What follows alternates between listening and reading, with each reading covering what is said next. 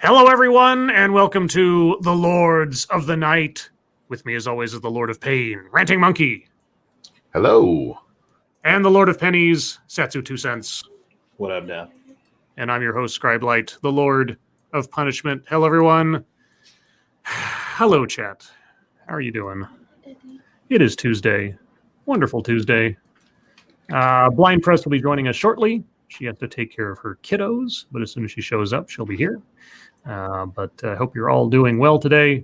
It has been an interesting day in the wonderful world of news, especially in the last 30 minutes or so. So we'll get to that just momentarily. Before then, Satsu, how are you doing? Pretty good. I officially finished the entire script for the second part of my Final Fantasy series, and the third will be starting up tomorrow. I'm making good progress on this, so I feel accomplished today. Good. And Monkey, how are you? Not too bad. Pretty decent day. The heater is going. And, man, it was between 40 and 60 most of the last since they disconnected the old one. So once they had that back up, it was like, And just a big thank you to everyone who did help with that, because a lot of you donated specifically for that. Thank you so much. It helps more than I could tell you. And now there's some peace of mind going into this winter. Yep. Thank you to everyone who helped Monkey stay warm, because he is really a lizard. He may be a monkey, but he's a lizard. As much as I agree with you there, but Lady Monkey stresses about stuff. And this has been a big stress to her since we knew it had to be replaced. So that's good too. That's what I really want to thank you guys for helping with that. Thank you. Thank you, tall person. Happy International Chef's Day, everybody. Satsu, it's your day. I'm not a chef. Yeah, you are. You're a house chef. I won't do it, man. Like somebody had asked me to, like, you can teach. I'm like, no, I respect chefs too much to call myself a chef. Chefsu.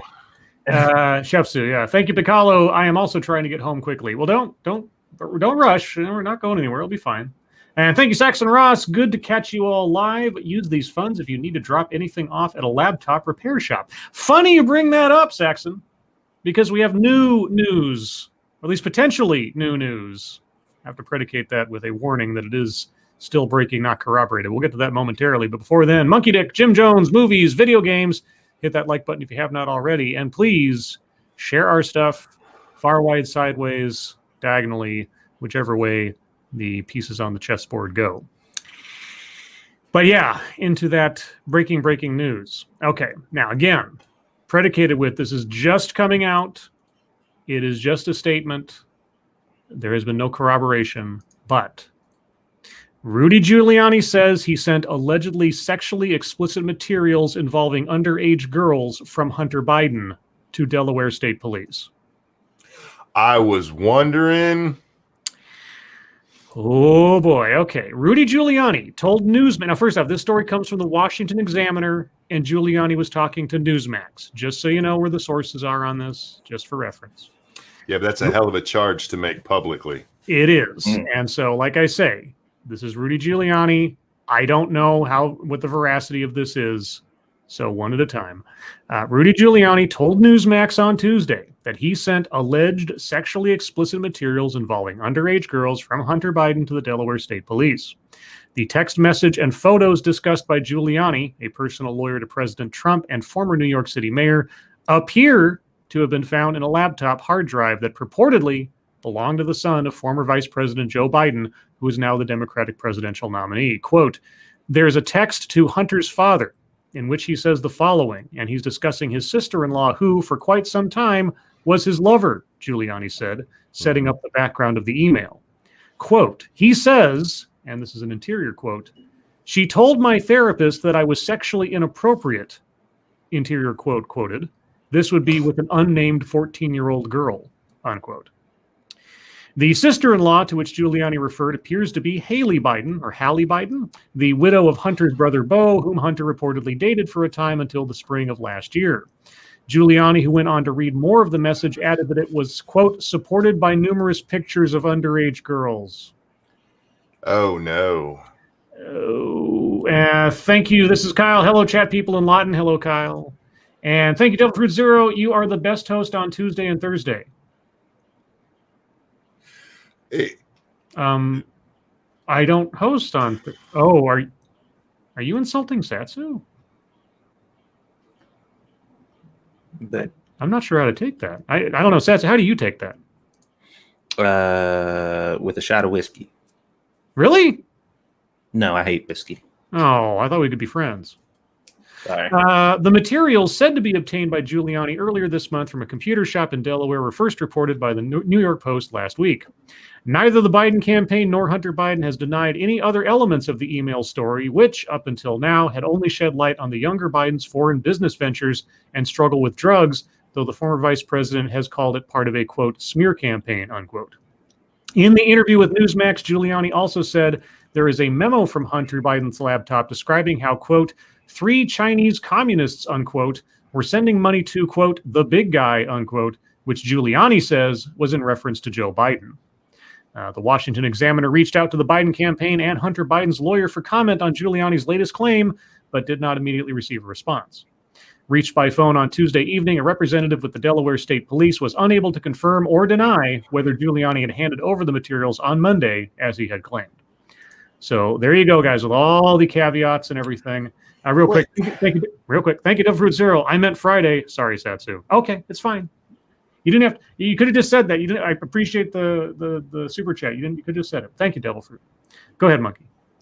Didn't they say they'd already turned the hard drive over to the FBI? That was my understanding. So I don't understand why separately he'd be turning stuff over to the Delaware State Police, unless. Well, yeah, I don't know. I get doing it there. I mean, hit the double charges if you can on a pedo. But it's weird that this didn't come out first. Well, it's not weird. It didn't come out first. You know why it's not weird to come out first? Because, Monkey, it's like what to call in the old game the 1-2 punch. Yeah, I guess, and this is a much bigger story than the other one. Yeah, it is. It is. Because the other story was, I mean, as you know, possibly spurious or whatever as the last story was.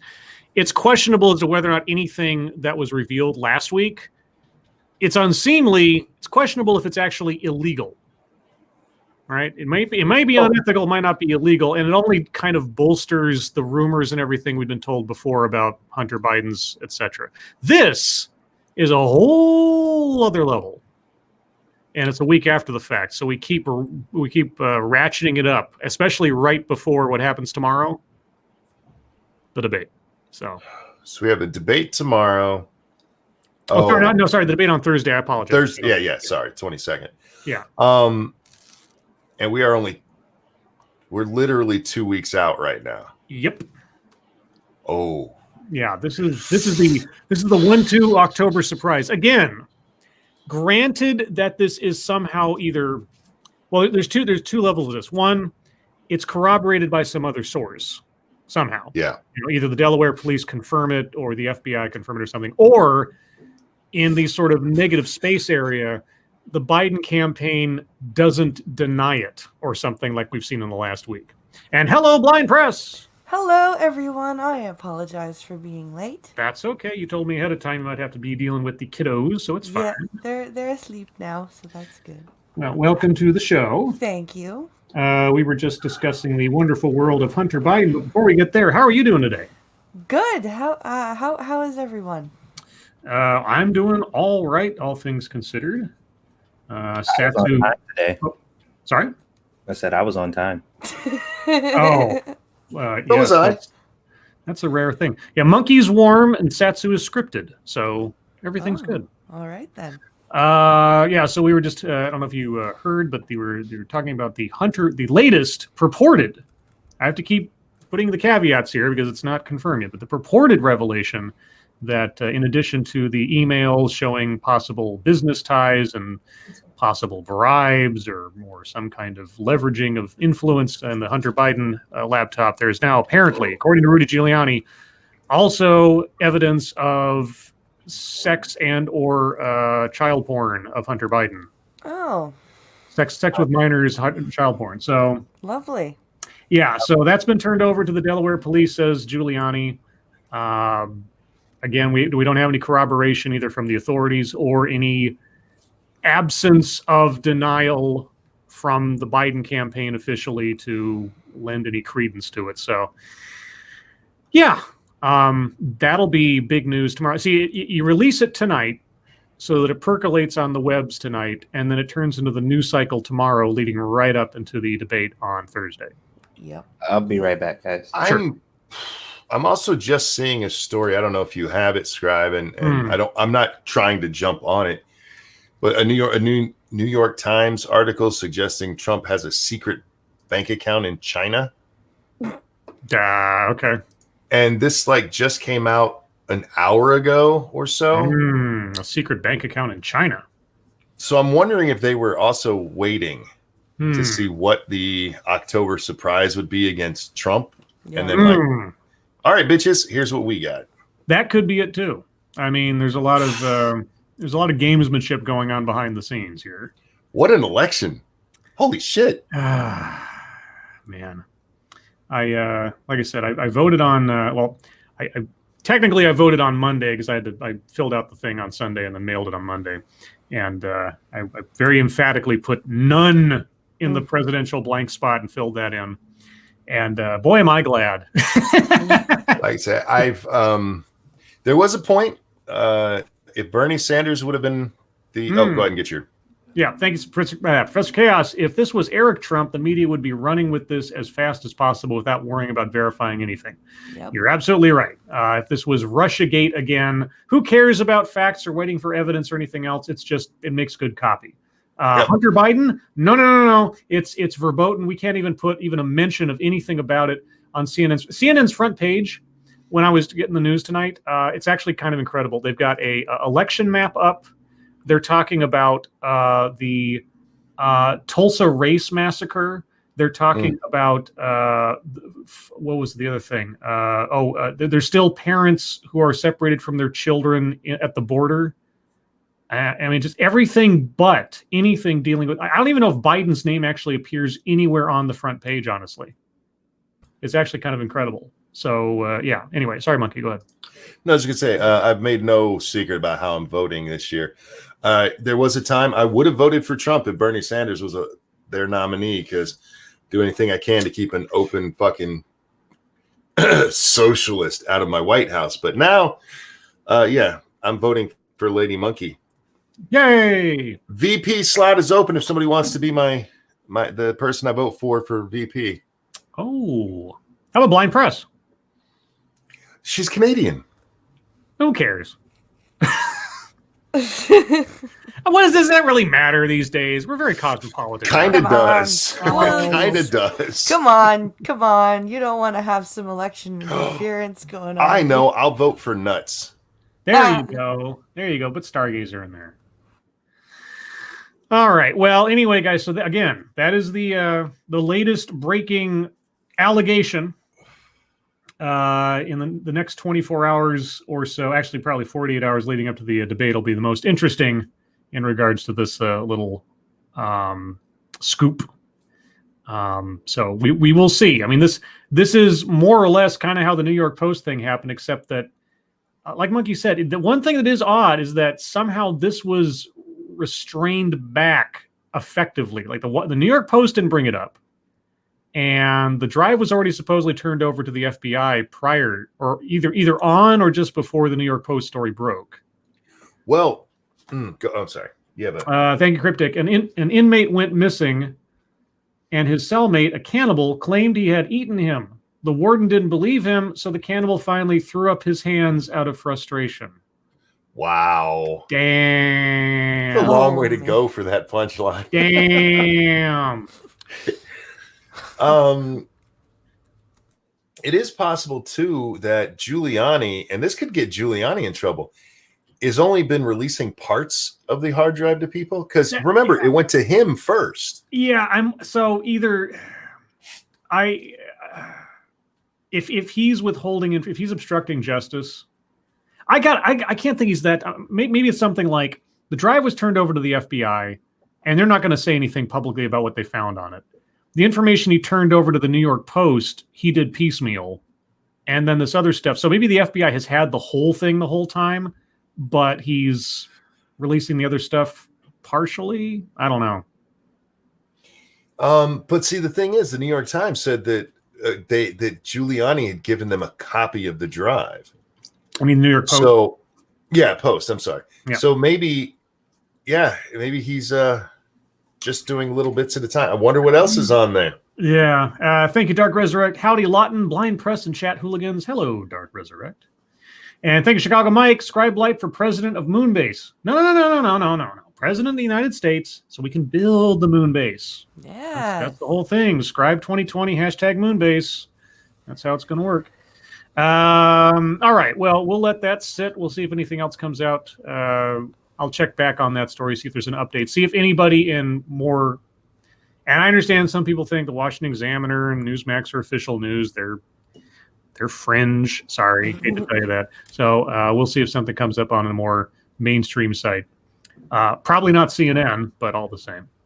In other news, oh, by the way, guys, Blind Press's YouTube channel link is in the description as well as her Twitter, so be sure to check out her stuff and follow her on there. Thank you, Cryptic. The FBI is derelict if they have this information. The FBI is not derelict. If they're still building a case or still examining what's on the hard drive and trying to establish its veracity, they're not doing anything wrong right now. They don't. I would hope they're making sure they got all their I's dotted and T's crossed before they make a move, so that if anything is actionable, it doesn't get thrown out in court. So, and obviously they probably wouldn't comment publicly on something that's ongoing in the early stages anyway. So, anyway, that being said, on to other legal matters. Breonna Taylor grand juror says panel wasn't given a chance to consider homicide charges. Now, I saw this headline, and I'm not a lawyer, but my first thought was, well, maybe because the prosecutor didn't feel they had any evidence for a homicide case. That would make sense, though, Scribe. I know. It's not making sense. I know. The headline seems to suggest like they weren't allowed even though they wanted to. So it's like, that's not how that works. They bring the charges that you get to consider. That's it. The Breonna Taylor grand jury was not given an opportunity to consider homicide charges in the case against police officers who served a no-knock warrant at her home the night she was killed, an anonymous member of the panel said Tuesday. The statement came shortly after a Kentucky judge ruled the grand juror may speak publicly about the case presented by Kentucky Attorney General Daniel Cameron. Quote, the grand jury did not have homicide offenses explained to them, the anonymous grand juror wrote in a statement issued by attorney Kevin Glogauer. Quote, the grand jury never heard about those laws. Self-defense or justification was never explained either, unquote. Well, then they weren't. Because that's not the charges. You know what else wasn't put before you? Shoplifting. Yeah. You know what else wasn't put before you? Speeding on the freeway. Jaywalking. Name a crime that was not presented to you. And yes, the prosecutor did not have the evidence or felt that they had justification to put those charges before you. So this is not some great scoop revelation scandal. Well, yeah. Sorry. Over on Facebook, somebody was sharing it, and they explained basically what was going on in this situation. And they said, Breonna Taylor was killed while sleeping in her bed. And once again, and I'm just like, why? Why are we here again? Why are we back here? Trying to and when I pointed out the fact that I'm like, dude, this isn't true. There's literally no evidence to support it, and all the police reports and everything else says that this is not true. And he said, well, that fact is minuscule at best. And I'm like, the whole point, the entire focus, the center of your comment was the fact that she was killed while sleeping. You emphasize that for a reason. So telling you that literally did not happen is not minuscule when it is the point of your statement. The rare statement, grand juries are intended to be secret with some exceptions, followed the ruling of Jefferson County Circuit Court Judge Annie O'Connell and sheds further light on a case that has led to protests across the country and exemplified the ways that the war on drugs disproportionately hurts Black Americans. CNN, I know why this article is this way. It just dawned on me. You know, the fact they're not saying up front, well, you know, the prosecutor didn't put these before them because the prosecutor didn't. I know why this article is so poorly put together. Mm. The author, who's the author? Sonia Mohe or Mogni? I don't know how to pronounce it. Anyway, she lacked legal counsel, legal advice, a legal advisor to do this article with her. You know, Jeffrey Toobin. He's busy at the moment. He's a little occupied at present. Last night, it was still unclear to me exactly the nature of what he was seen doing, because the story I had in front of me and the information I had at the time was relatively vague. It has since been confirmed, or at least confirmed amongst several witnesses now, that he was actually masturbating. Yeah, that's what I said last night. I mean, the other stories all mentioned it, but oddly enough, the CNN one didn't. Right, and that was the one I was going off of, and I didn't have the others in front of me, so I'd heard different versions of what had been seen, and I'd seen some fake screenshots floating around of what people saw and kind of thing, so I didn't know exactly what the... I was erring on the side of exclusion, just in case it was all hype. But yeah, every established news source I've seen today has kind of said, yeah, that's what he was doing. Like, okay. Excuse me for just a moment. Thank you, Necrosol, over on the Streamlabs, who says, thanks for ghost hunting tonight. My pleasure. It was nice to finally talk with you, indeed. And I haven't had a chance to interrupt Scribe in a long while. Thank you, Necrosol. Well, there you go. Wow. Anyway, this story is pretty much as I've already read it. The only information is that's the big story, guys. The grand juror was not presented with homicide charges. That's a scandal. Except it's not. So, but CNN's really trying to make it sound like it's one. For anybody who cares, AOC is actually playing Among Us right now on Twitter with Pokimane and other people. Oh my God. Yep. Can you believe it? I never thought that would happen. Yeah, I didn't think she was serious. I thought she was just fucking talking shit. Yeah. This wasn't some kind of like PR campaign or nothing. Yeah. Anyway. Let's see. Blind, do you know that you're muted? Just to make sure, because you're muted right now. Maybe you're busy. I can't tell. Unless I think you can see it. Well, I didn't. I can't. I don't know if she said that she would be away or something. Maybe I missed that.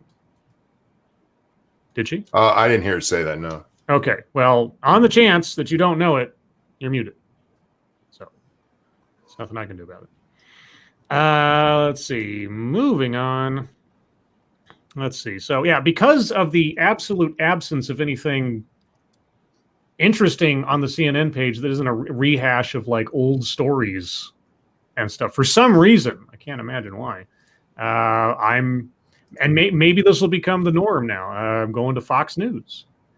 Biden campaign faces backlash for TV ad depicting Michigan tech CEO as a struggling bar owner. The Biden team is under fire for releasing a TV campaign ad last week depicting a Michigan bar owner struggling to keep his business afloat during the pandemic. What the ad fails to mention is the man is actually a wealthy tech investor who made contributions to the former vice president's campaign. He also supported Michigan Governor Gretchen Whitmer's stay-at-home orders that kept businesses shuttered longer. The ad, which was posted to YouTube on Thursday and aired Sunday on CBS during NFL games, features Joe Malcone, who is listed as the co-owner of the Blind Pig, a once popular bar and music venue in Ann Arbor, Michigan. Malcone blamed his business's economic downturn on President Trump's COVID-19 response. I think you might be wrong there. Quote, for 50 years, the Blind Pig has been open and crowded, but right now it's an empty room, he says in the 1-minute ad showing the empty venue. This is the reality of Trump's COVID response. Now it's the reality of Gretchen Whitmer's response. Quote, we don't know how much longer we can survive not having any venue. A lot of restaurants, bars that have been mainstays for years will not make it through this. This is Donald Trump's economy, he continued. Quote, there's no plan. You don't know how to move forward. It makes me so angry. My only hope for my family and this business and my community is that Joe Biden wins this election. That's the kind of person we need, unquote. Thank you, Paul Farrell. Have any of you looked into the timeline of the position and who had access to the hard drive? So the chain of custody on this whole thing is still kind of murky in the early stages of things. The story goes, as I understand it, and correct me if I'm wrong, story goes, like, what was it, sometime last year or something? Hunter Biden. Sorry.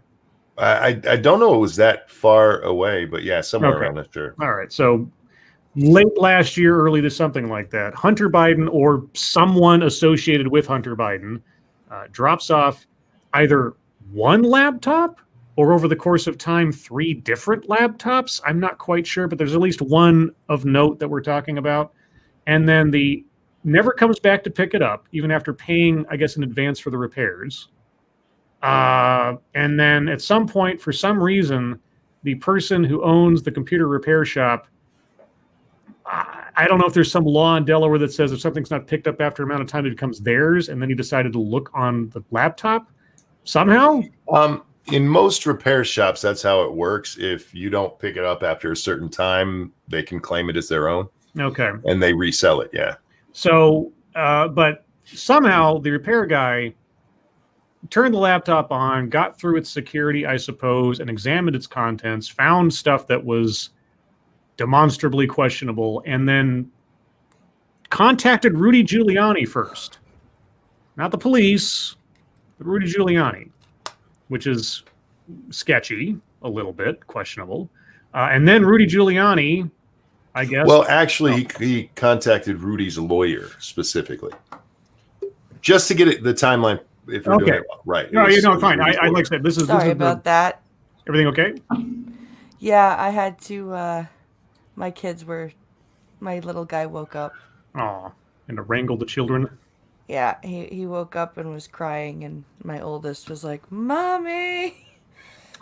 Aw. But everything's okay now. Okay, Chad is correcting me. The tech guy gave it to the FBI first. Okay, so then he gave it to the FBI, and he sent a copy to Giuliani's lawyer. Okay. Yeah. All right. So presumably the FBI's had this from the get-go. So, well, then I guess in that case, if the FBI had it from the repair guy from the get-go, Giuliani's not obstructing justice by releasing what he has piecemeal, because the FBI's already got it. Right? I would agree with that. Sure.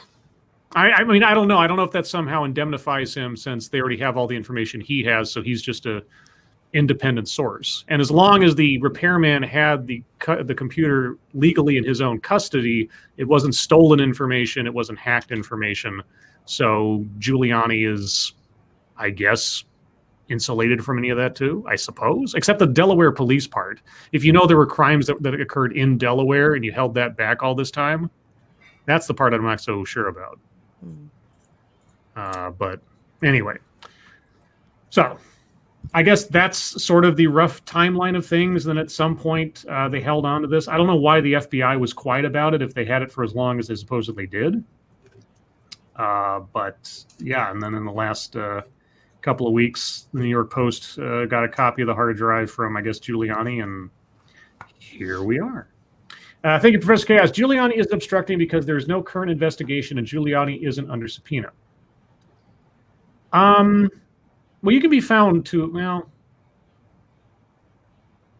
I guess, well, again, I'm not a lawyer, so I guess that might be true.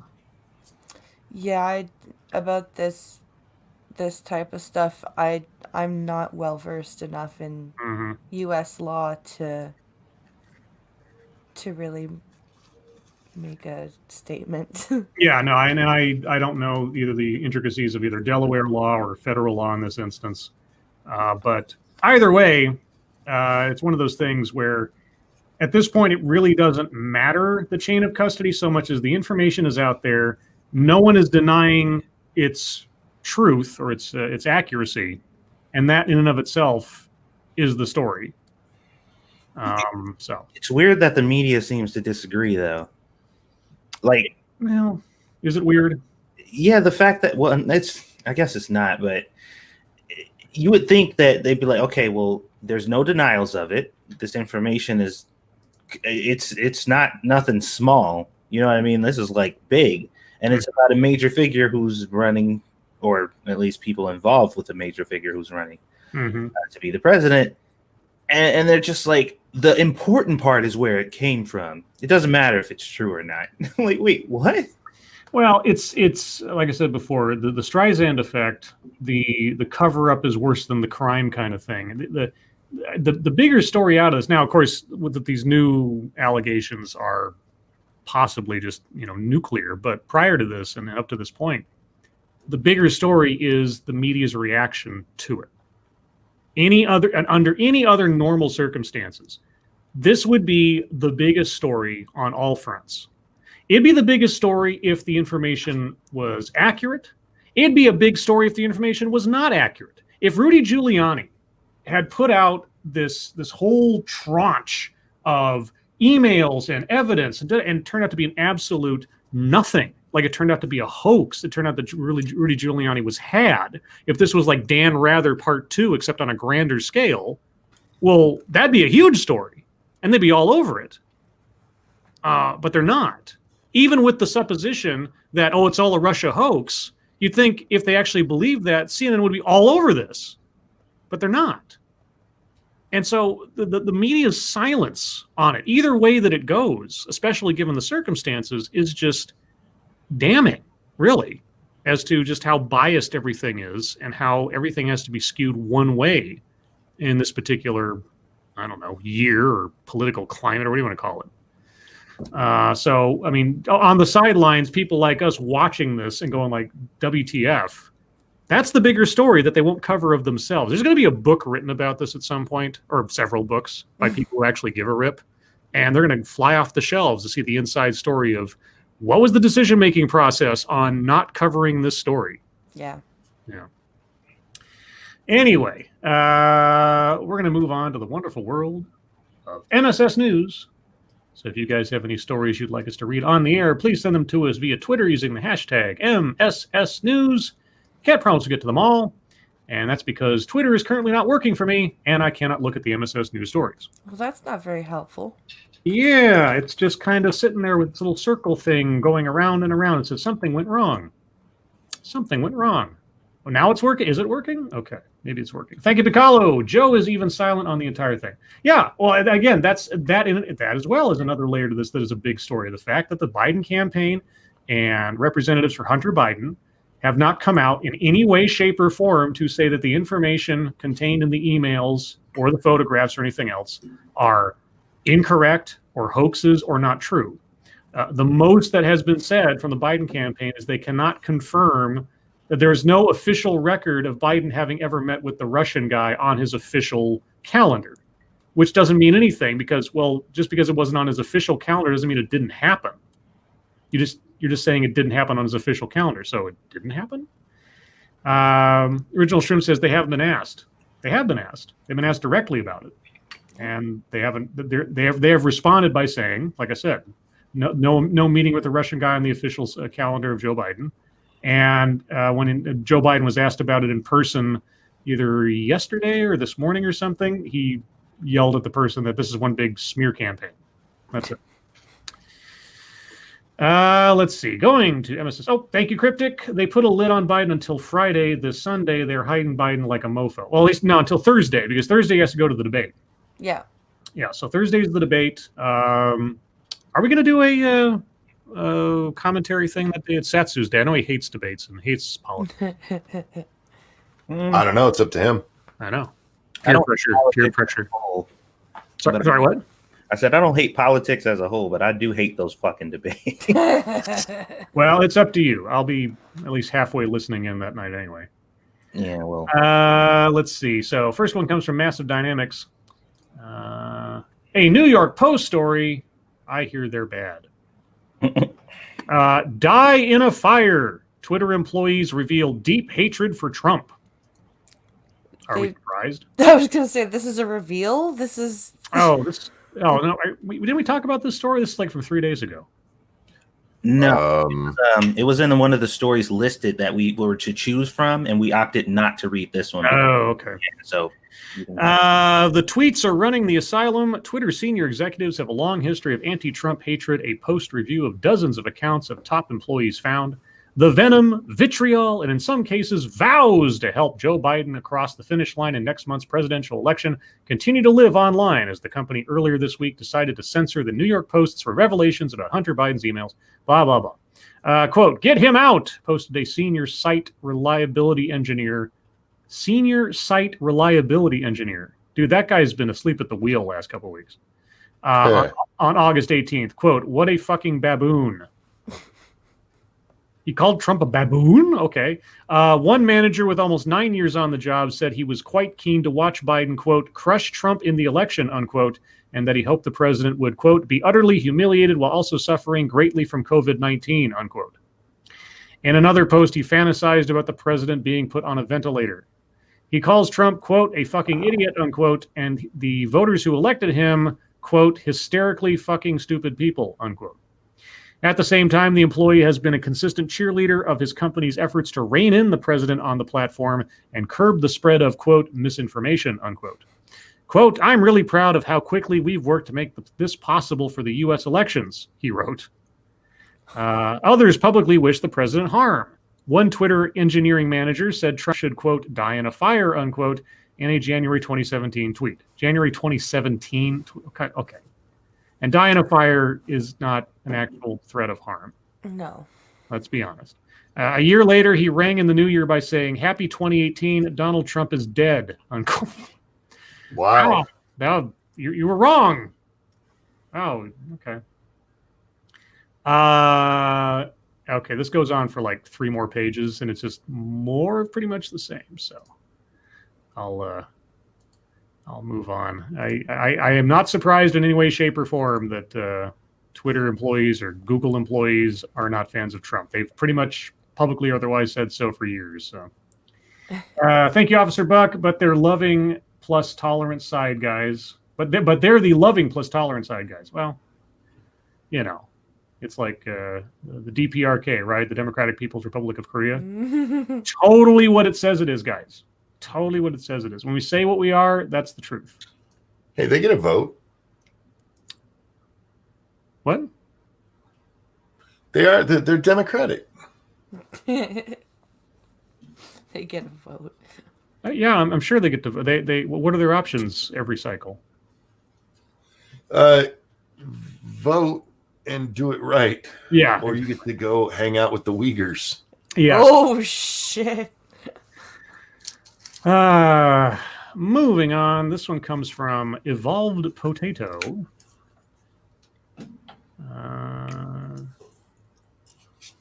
If it'll come up. And it's a blank page. Oh. So I guess I can't get to the story. Sorry, Evolved Potato. I don't know what's up with the site. Oh, there it is. Why did it take so long to load? Okay. Believe it or not, this is how China saleswomen promote gems, vacuum cleaners, and even kanji. What is a kanji? I don't know. That sounds familiar, but I don't know. Yeah, there are photos of half-naked women in front of products, or totally naked women in front of products. So cool. Imagine that, guys. Bikini baristas. Thank you, Piccolo. I bet the same techs are also protecting Trudeau. Could be. Depends, Twitter Canada. And this is a story from October 6th, 2016. Okay. Most jewelry brands market their products through classy advertisements and a sophisticated retail crew. Shanghaiist has, however, found a Chinese jewelry store using a different approach. Last week, a Chinese citizen journalism website uploaded a video featuring a topless saleswoman manning one of the counters in a jewelry store. In the video, her breasts were covered only by a pair of diamond-shaped nipple pasties. The woman also looked like she was rather uncomfortable. The creepy video was reportedly shot at Luk Fook jewelry store in the mainland, according to Oriental Daily. Luk Fook has many popular outlets in both the mainland and Hong Kong, and Shanghaiist suspects that its bizarre promotion techniques probably have something to do with it. Bizarre? I don't think it's that bizarre. Have you No. been to drive up coffee stand in the western states at all in the recent years? Anyway. Okay. Yeah, sex sells. Apparently. Let's see. This one comes from Wondering Lisa. And it's a Vice article. Oh boy, Vice is also big right now. Yeah. How to get into pegging according to queer women. Want to incorporate strap-on play into your sex life, but not sure how? 5 queer women share their tips. Please don't. At least clean them off first. Thank you, Cryptic. Some Fu King Wong with this story. Yes. Haha, thank you, Cryptic. He can say that, guys. He's Asian. Wait, why are the queer women giving pegging tips?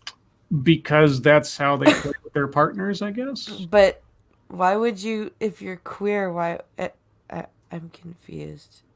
Well, that's the time when you'd use a strap-on between 2 girls. Well, I know, but why would you go right for the... I don't know. I'm not a queer woman, so I don't know. I'm only going to read a little bit of this because I really don't care. But okay. What is it about pegging? The power play and submission that comes with donning a strap-on in the bedroom, not to mention the prostate stimulation for cis men. Wait, yeah.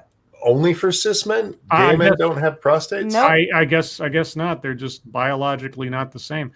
Makes it pretty damn hot for many. Not me. And yet images of pegging in both porn and popular culture often portray the sexual act in a heteronormative light. A woman with a harness anally penetrating her boyfriend. That's a heteronormative... I mean, technically, biologically... Yeah. So if these women are queer and they have boyfriends... I don't think that's what they're does this mean saying. they're trans or are they bi? No, I think she's just talking about the only time you ever see... I don't know what's going on. I don't want to read this story. Thank you, Cryptic. A Tibetan monk sees the face of Jesus in a tub of margarine. He raises his eyes to the heavens and exclaims, I can't believe it's not Buddha. Oh, God. Wow. Okay, moving on. Let's see. This one comes from Mercy of Wits, and I don't know what it is because it's just a link and not a headline. Kim Kardashian gets grilled by David Letterman for standing by Trump. Okay. All right. Wait, David Letterman, is he still... Yeah, doesn't he do like or last I knew he was doing like a Netflix show or Oh, something like that. right. That's right. Okay. Thank you, Tack Alpaca. Apparently you can't say the word baboon. I was trying to send one repeating Lisa yelling it at Homer from one of the old Simpsons episodes. I was about to do this. They beat me to it because when you read that, that's what went right through my head. You, sir, are a baboon! Baboon! Jesus. Try as he might, David Letterman couldn't get Kim Kardashian to say a single negative thing about President Donald Trump. Okay. The reality TV star has fielded plenty of praise and criticism for working with Trump in recent years as one of the most effective advocates for criminal justice reform during his administration, but has largely preferred to keep her own political beliefs private, which is entirely her prerogative. While her husband Kanye West has launched his own presidential campaign, yeah, he totally did. Kardashian took a more bipartisan approach during a sit-down for the new season of Letterman's series, My Guest Needs No Introduction, which arrives on Netflix Wednesday. I've never seen a single episode. Despite the former talk show host's best efforts to suss out to what extent she supports Trump, an even-keeled Kardashian remained tight-lipped, which is a feat for her. No pun intended. Actually, it is, but I'll take it. Quote, hopefully for the next multiple administrations, I'll be working with the White House, helping them with clemencies, she told Letterman about her designs on the future. Quote, but do you feel that what is being done on behalf of sentencing reform now via this current administration in many ways allows the balance of democracy back in a corridor of viability? He asked. What? What? What the hell was that even? Is that even a sentence? I feel like I just read part of a TEDx talk. I'll try that again. Quote, but do you feel that what is being done on behalf of sentencing reform now via this current administration in any way allows the balance of democracy back in a corridor of viability, unquote. No, it's not any better when you slow it down. Kardashian then took a beat before admitting, quote, well, I have no idea what you just said. Good for you. Good for you, Kim, because nobody reading it slow has any idea what the hell he just said. Letterman proceeded to phrase his question more clearly, explaining that while he's, quote, grateful for what she's accomplished, her work ultimately, quote, doesn't make me feel any better about the current administration, unquote. In response, Kardashian simply offered, I understand that. When pressed about who she intends to vote for in the upcoming election, Kardashian stayed silent, pivoting instead to the warning she received before her first of a handful of visits to the White House. Quote, trust me, everyone called me and said, don't you dare step foot in that White House or your reputation is done, she recalled, noting that for her, there was no choice when a person's freedom is at stake. Quote, it's a life over my reputation, unquote, Kardashian stated. Not as if Kim really needs to worry about her reputation. She's a gazillionaire. Yeah. Who cares? Thank you, Cryptic. Someone wanted to sound smart. Yeah, someone wanted to sound... I don't know what they wanted to sound, but I'm glad Kim caught him in that and was like, what? And I don't even like her very... Like, you know what I mean? Like, I'm not a fan of the Kardashians, but good on her for that. And also good on her for sticking to her guns on this. It's like, it kind of reminds me, and I'm not a Kim Kardashian fan. I can't read her mind, but it kind of reminds me what we're talking about regarding Ice Cube, right? Doesn't matter who I'm talking to, as long as I get done what I want to get done, I'll work with whoever. And when she talks about the several administrations in the future, well, it doesn't matter who she's going to be working with. She's going to be working towards her particular goal. And so there you go. And as far as what her other motivations are or anything else, well, it's wise for her to keep silent because the next person she has to work with could be on the other side of the aisle. And if her goal is to get done what she wants to get done, it can't matter, and she shouldn't set up any obstacles. So she's doing the smart thing. Let's see. Still, Letterman would let her off the hook, encouraging Kardashian to take a macro-level look at how her involvement benefits Trump in the long run. Quote, your good work is... Hold on. Your good work is overwhelming, Letterman added. That sounds like a Trojan horse. It's a positive force that diminishes what I consider to be an unacceptable behavior by the president. Unquote. But Kardashian refused to give it up any ground, reiterating that she remains, quote, extremely focused on her mission and is still truly grateful for the Trump administration's criminal justice reform efforts. Quote, I'll give props where props are due, she said. I'm with Blind. I don't pay attention to the Kardashians. I couldn't give a shit less about them, their lives, their travails. I've never seen a single episode of their show. But in this instance, Kim Kardashian gets all the thumbs up I can give because that's the way to handle that situation. Good for her. I just love that. Real quick. Oh, go ahead. I'm sorry. Thank you, Connor Johnson. Can you believe Studio Ghibli is 35 years old? Yes, because every time somebody says, can you believe XYZ is this many years in the past? I go, yeah, because I'm an old fart now, I guess. Yeah, I believe. I don't know what Studio Ghibli is. Howl's Moving Castle, Princess Mononoke, Poyo, any of these things. Delivery Service, all those movies. None of that means anything to me. My Neighbor Totoro, the giant burping cat. No. I'm with Monkey. I'm like, I have no idea. Okay, it's anime. So I've seen one of those movies I listed off, and I know more about Studio Ghibli than you guys. That's crazy. Okay, moving on. Go ahead, Monkey. It's interesting that what he was saying there is Trump doing a good thing can look good for Trump. Aren't you worried that your work in this is going to help Trump out? Is it helping Trump, or is it helping the people that are, that she's advocating for? But that's the most important part, right? Like, it's normal for them. Like, in his headspace, it's normal to say, look, you got people you need to protect. You got people you need to work for. But they got to wait when it comes to making Trump look better. Like, no, they're on the back burner. You need to put making Trump look bad first and foremost, and fuck your people. Fuck your mission. That shit doesn't matter, because making Trump look good is bad, period. So if it helps them, if it also helps Trump, it's not good. Real quick, thank you, Officer Buck. Senior Citizen Light. Yeah, that's what I am. Yeah, senior citizen light. Yeah, no, but this is the same paradigm shift that more people need to take on. Like we're talking about Ice Cube, like we're talking about Kardashian. The end goal is not to worry about the egos or the political wrangling of the parties you're working with. The end goal is to get to the end goal. They can worry about their own images or egos or whatever else on the other side of the aisle. That's fine, as long as you get your shit done. And that's the thing that is so frustrating about the stimulus bill right now, is the fact that you've got both sides jockeying over not giving the other side a win, when the real problem is people need help. But that is secondary to the image of what it might or might not do politically for your opponent. Yeah. And the more that people start seeing, and I realize it seems so simple and it is so obvious, but it seems to be rarely, if ever, exercised, is that the point is the goal. The egos and the politics are not your problem, so long as you get to the goal for what your mission and agenda is. Especially if you're doing something that is, at its core, a fundamental good, like getting people who should not be in jail out of jail. Yeah. Right? People who are wrongly convicted or convicted on ridiculous charges, like that guy that was in 20 years for hedge clippers, that kind of thing. Or getting stimulus money to American citizens at all, regardless of their political stance, just because people need the money.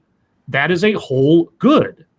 Who cares who benefits from it? If it's Joe Biden, if it's Donald Trump, if it gets done, I don't care. Anyway. Yeah, she could have countered him very easily by saying, do you think the people who I helped feel that way? Right. Like the people who benefited from the things that I did to help their lives, get them out of jail. You think they're concerned with Trump's image, or do you think they're happy to be with their families? Right. Yeah, she could have shamed him right there. It's probably classier that she didn't ultimately, but she could have. He opened the door right there for that by focusing so much on how this is benefiting Trump. Like, I don't concern myself with how it benefits people politically. I concern myself how it benefits people who are wrongly convicted or wrongly in jail or something. Mm-hmm. That would have put him on the spot in a relatively classy way, I think. But anyway, moving on. I'll do one more here because we're already kind of late. Got caught up in that one. We'll do this one because this is all over the place today. This is from Chicago Mike. Rush Limbaugh says his lung cancer is terminal. I was kind of surprised to see that today because I thought that was already, for some reason, I already thought that we knew that he was like super duper sick. But I guess this is now a new piece of information. Rush Limbaugh, the conservative talk show radio host, is battling stage 4 lung cancer and said Monday that he's had a setback in his prognosis.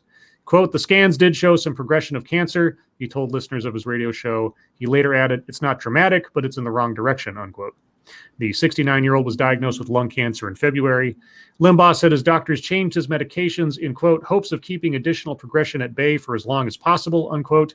Prior to this week's update, he said that cancer, quote, has been reduced and it has become manageable, unquote. Quote, it's tough to realize that the days where I do not think I'm under a death sentence are over, unquote. He said, quote, now we all are is the point. We all know that we're going to die at some point, but when you have a terminal disease diagnosis that has a time frame to it, then that puts a different psychological and even physical awareness to it, unquote. Yeah, and as Christopher Hitchens once said about his stage 4 throat cancer, I think it was, he says, well, as you know, there's no stage 5. It's like, oh, he said it so Britishly. I was just like, oh, God. So, yeah, I'm not like some huge fan of Rush Limbaugh, but I mean, if you got to go like Matthew McConaughey's dad, not by cancer. That sucks. That just really sucks. Anyway, any comments on that, guys? No, just fuck cancer. Yeah. I know, big bold statement there, but yeah, fuck cancer. I mean, it's just one of those things regardless of whether I appreciate somebody or not, I wouldn't wish cancer on anybody, really. Well, maybe one or two people out there. But anyway, with that, guys, we're going to move on to the wonderful world of YouTube time. Thank you so much for all the stories. Sorry we didn't get to them all, but it's been a jam-packed evening so far, and I imagine we'll be just as busy as we go forward. As far as YouTube time stuff for me today, I didn't do a whole heck of a lot except I got really bored.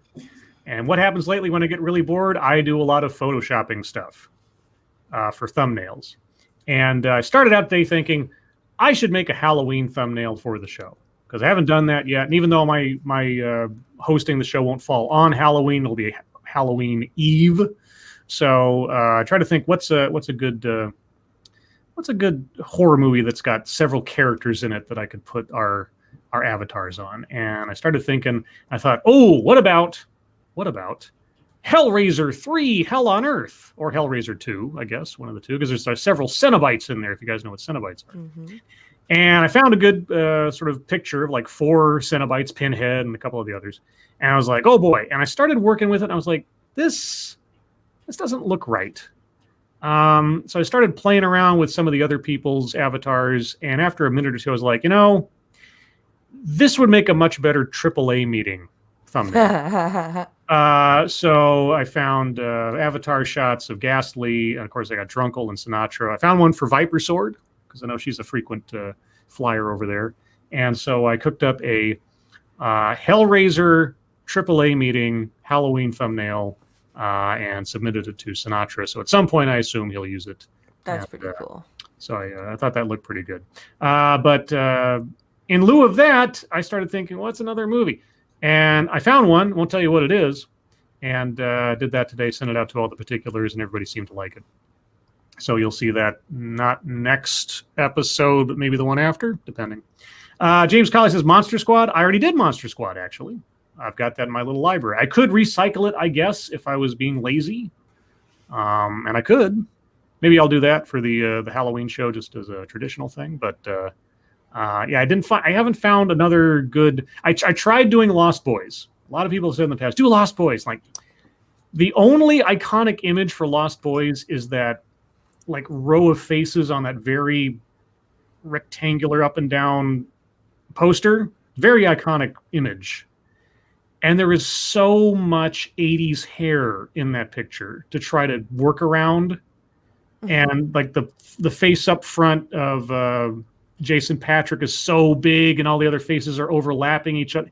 It's a very, very difficult thing to recreate cleanly without making it look awful. I've tried it several times in the past. I just can't do it. And especially when I have to like try to enlarge my avatar, the bigger it gets, the crappier it looks because the fidelity on that little face doesn't hold up the larger you make it. Anyway, so I tried, but that's not going to work. So we'll see. I still got time. But other than that, tomorrow I'm probably going to take the day off from TED Excellence. I've got a business call I have to take in the afternoon and plus some other stuff I have to do. So I don't want to feel too rushed about it. So I'll probably take the day off. But Thursday, still on schedule. 12:30 Pacific, 3:30 Eastern in the afternoon on Thursday. I'll be doing a TED Excellence with P Dog Night. Sweet. I'm not going to tell you what the subject matter is because I haven't told him, and it's going to be a surprise. But hopefully it'll be fun, and looking forward to that. Otherwise, that's all I got. Blind, what have you been up to? So today was my gaming day. So I did some Mortal Kombat this afternoon. Tomorrow is my Wednesdays with Skep Talk coffee stream, and I will be basically sharing the Twitter threads of my internet fucketry, which I will sum up at fucketry time, but I'll be going in depth with it tomorrow.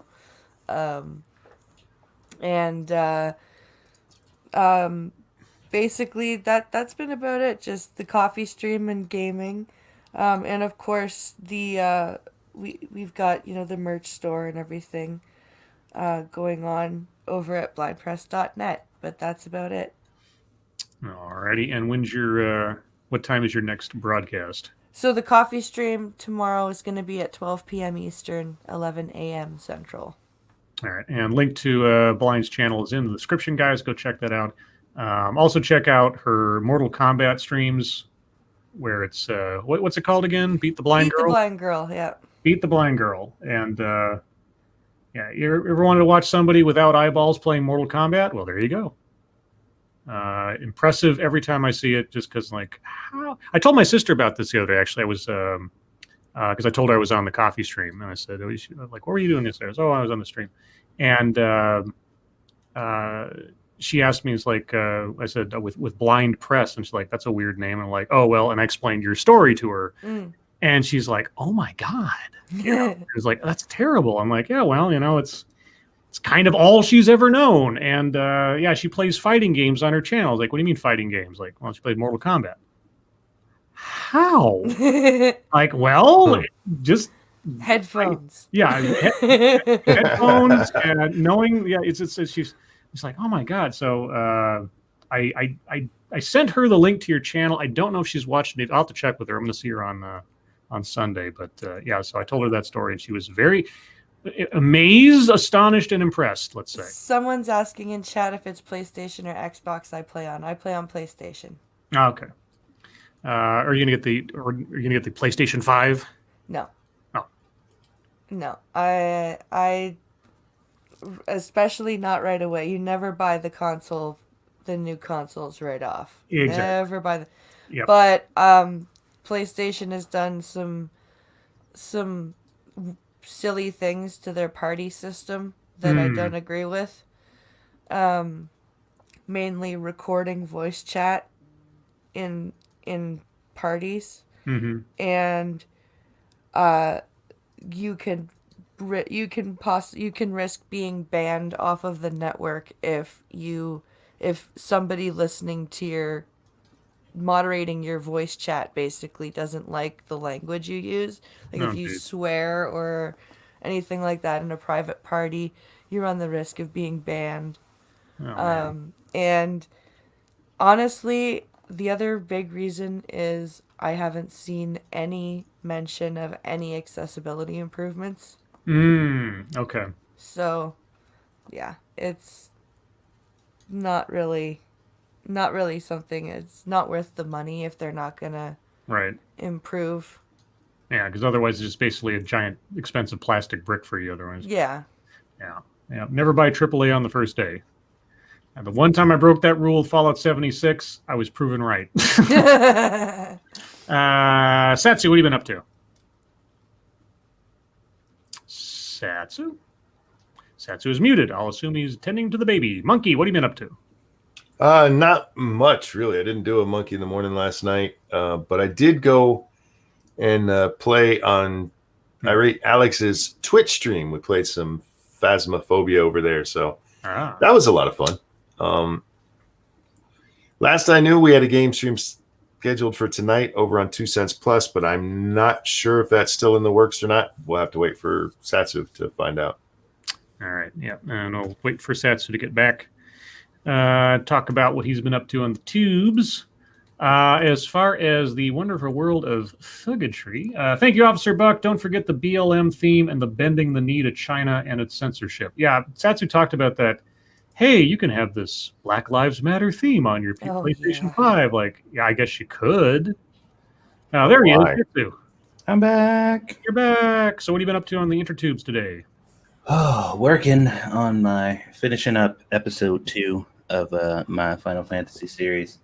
I am doing post and pre-posting videos and promotional stuff to put out for it that I've been editing. And Friday is when the first video will go up. And Thursday, hopefully, will be some... maybe I'll do like a little trailer or something for it to kind of announce it. And then afterwards, there'll be some other promotional stuff. Because I'm trying to put into practice the things that I know as YouTubers I should be doing, if I really want to get my stuff out there. So I'm going to test it out with this one. And we'll see how it goes. I've been working really hard on it. Otherwise, we did some more Phasmophobia yesterday, last night, and that episode was fucking hilarious. I watched Stunlock, who was right behind me as we were fleeing the high school where the ghost was.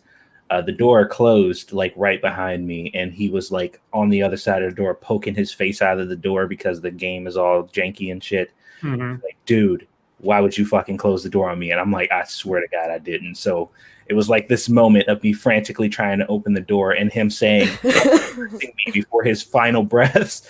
And then you just watch the ghost choke the life out of him, and he just fucking died inside of the door. And it was hilariously tragic. But till this day, he is certain that I murdered him.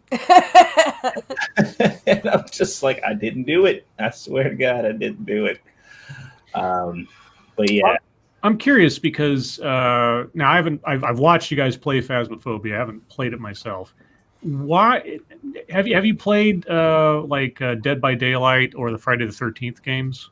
No, those are like asymmetric kind of games, which I'm not. Well, I guess I can't really say I don't like them. They're just not really my thing, you know. Okay.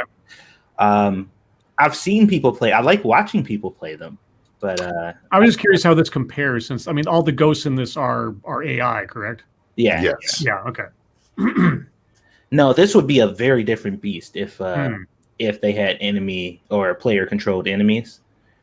The game would be much more intense, but things are they can be a little formulaic because of the fact that it's AI controlled. You figure out what type of ghosts you're dealing with, what their behavioral pattern is, and how to act accordingly. Right. So the predictability that comes from the game that you're talking, or the unpredictability, I should say, that comes from the type of games that you're talking about is not really present here, unless you just get a particularly pissed off ghost who's just like, yeah, I'm about to kill you as soon as you walk in here. All right. Yeah, I wasn't sure if there was a comparison to, because I haven't, like I said, I've watched people play all those kinds of games before, and so I wasn't sure if it was like better or worse than a human controlled bad guy. Well, it's kind of its own thing, and it really depends on what you prefer. Okay. I think it would be more exciting, definitely, if the ghost was player controlled. But I do like this kind of controlled environment also. So, I wonder what it would be like if, like the person playing the ghost could only do certain things depending on what actions you'd taken. Like they can do certain things, but then their abilities are slowly chopped off the quicker you guys get your tasks done or something. Well, that could work. Like if they implemented something like that in this game, it could work because there are things that we do now against AI ghosts that impedes them from doing certain things. Right. Depending on the type of ghost that they are. So right. Yeah, so they could do something like that. You know, so I was thinking it was like different kinds of ghosts have different abilities and different weaknesses, like you say, and so you go in not knowing what kind of ghost you're dealing with, but obviously the person playing it does. And depending on how quickly you figure things out, their options for attacking and ultimately surviving are winnowed down. But anyway, let's see. Do you have anything else for YouTube time? We're most likely going to be playing it again tonight. Okay. And we have open invitations for people who want to join. Monkey, will you be joining us tonight? Yeah. Okay. Just make it sure. I remember yesterday you was like, I don't know. We'll see. I said it depend on how I slept, and I slept pretty good. So. All right. So check us out after the show. All right. And on to Thuggetry then. I'll go first. I don't think I have that much. Washington Post touched on a story we talked about last night. ExxonMobil responds to Trump's hypothetical bribery call. It never happened. And I said, well, yes. Yeah, the hypothetical bribery call? Yeah, never. What, really? The hypothetical bribery call? Never? Wow, okay, thanks. Thanks for clearing that up. That's great, guys. Let's see. We talked about that. I forget where I saw this originally, but someone tweeted out today, I believe in social justice deeply. I just don't believe in the woke version where you're vicious, cancel people, curb free speech, call all white people racist, make everyone scared, make up rules, ignore reality and science, and call everyone who doesn't agree a bigot. And I said, it is unfortunate that the term social justice has been hijacked by all of those sentiments and beliefs, a benevolent-sounding phrase used as both a shield and cudgel against criticism towards a whole host of nastiness. Social justice, Black Lives Matter, etc. You know, taking something that on its surface is just common sense, reasonable behavior or whatever, or hope, sort of a beneficial, benevolent sort of notion, and then turning it into something that has to be a litmus test for morality and ethical purity or something. Just anyway, it was just something that I saw. Chris Eliza tweeted out a little graphic that says, Trump versus Biden. What questions do you have about the final debate? Post them below. The Point with Chris Eliza. Oh, God. And once again, I said, why would I ask you? Because, dude, we don't know anything. He needs content. Yeah, he does.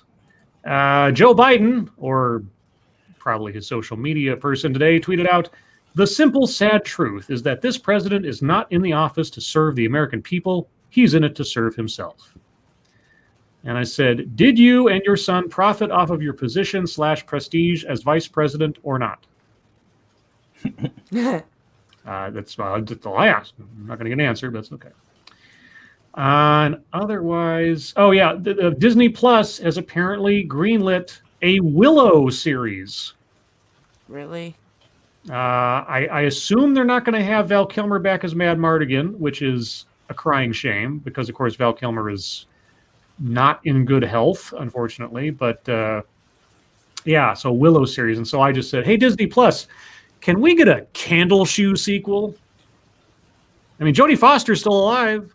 She could be, the person managing Candle Shoe. If you guys have no idea what I'm talking about, it's because you're very, very young. I don't know what the hell you're talking about. I know. You're very, very young. Maybe you didn't have the Disney Channel when you were a small child. I guess I did not. Okay. Well, anyway, it's a joke. It's a very old joke. But Willow, I mean, there were several books written, I think either co-written by George Lucas in the 90s that extended the story, like Elora Danan, the little baby that he's trying to save in the Willow movie. The stories have her as a grown-up now princess, adult of her own, having her own adventures and things. I heard that those books were not that bad. I don't know anything about the quote-unquote larger Willow expanded universe than the movie. But, if it's a quality fantasy series, and if,